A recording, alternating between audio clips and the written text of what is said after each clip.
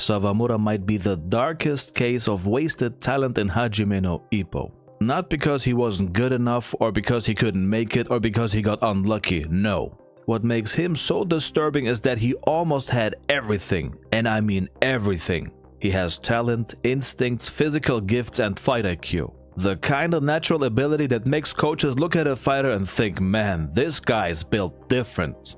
If you took all the major Japanese fighters in Hajime no Ippo and lined them up against a wall, Sawamura is one of the few people who genuinely feels like he could have become world class. I'm not talking national or OPBF, world level. This dude was gifted in a way that's honestly kinda unfair. And this is why his story is so depressing. Usually wasted talents don't fail after reaching the top. Most of them never get there in the first place. Sawamura is different. He's the kind of guy who stands right in front of the door and somehow finds a way to walk in the opposite direction. That's what makes him so fascinating.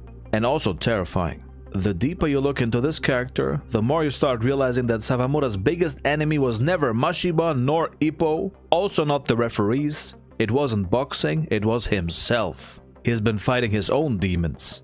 One thing that always stood out to me about Sawamura is how disconnected he feels from everyone else in the series. Think about all the major fighters for a second. Ippo wants to know what it means to be strong. Sendo wants to fight the strongest guy there is. Mashiba wants to protect Kumi. Takamura wants to conquer the world itself. Everybody is chasing something. They're moving towards something. Everybody has a reason to wake up in the morning and get punched in the face for a living. And then there's Sawamura, a guy who seems completely detached from the very thing he's good at. Isn't that weird? Because usually talent and passion go together. The kid who loves basketball becomes good at basketball. The kid who loves music becomes good at music. The kid who loves boxing becomes good at boxing. Sawamura breaks that rule. Boxing never feels like something he loves. More so, it feels like something he's naturally good at. And those two are very different things. You can see it every time he's in the ring. The other fighters are trying to win. But Sawamura looks like he's trying to feel something. Anything. Excitement, fear, pain, meaning, it doesn't matter. The guy is constantly searching for stimulation, like somebody trying to fill a hole that never closes. This is why the fouls are so important. And I'm talking about what they say about him as a person. Usually you would look at Sawamura's fouls and think he's evil. But I'ma be real with y'all. I think it's worse than that. I think normal boxing stopped being enough. A normal fight wasn't enough. A normal victory wasn't enough. A normal life wasn't enough. This guy was so disconnected from everything around him that he kept pushing further and further just to feel alive. And this is where Mashiba comes in. Mashiba is basically what Sawamura could have been. Think about how insane that is. Both guys are feared, both guys are violent, and both guys grew up isolated.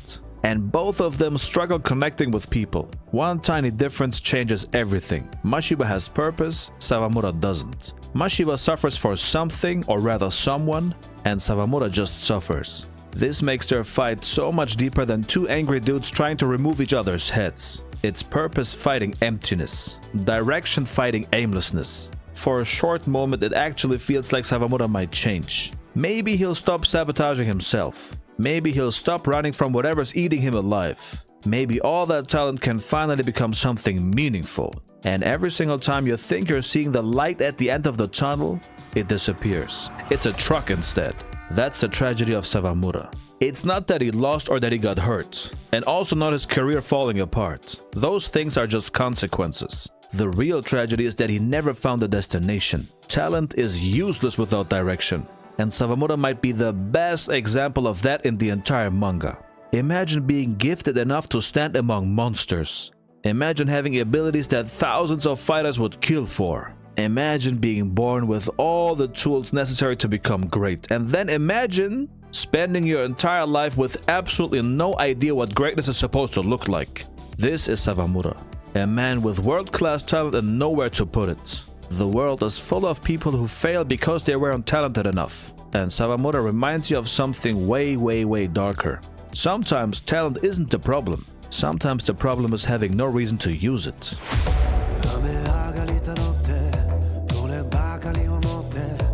頭の中に